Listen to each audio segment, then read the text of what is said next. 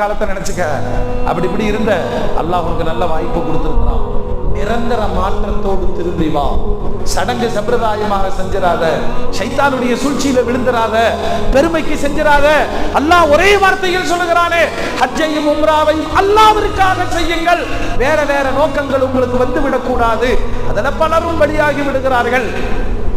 அப்படின்னா என்ன தெரியுமா? ஆஜியார் கூப்பிடலங்கிறதுக்காக சண்டை போட்டாலும் ஆளுங்களா இருக்காது.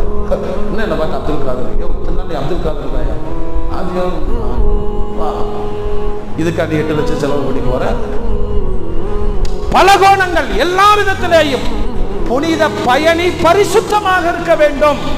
அவரின் பரிசுத்தம் வருவதற்கு உறவுகளும் சமூகமும் காரணமாய் இருக்க வேண்டும்.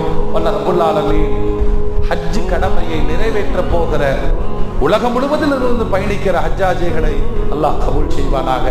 அவர்கள் பயணங்களை அல்லாஹ்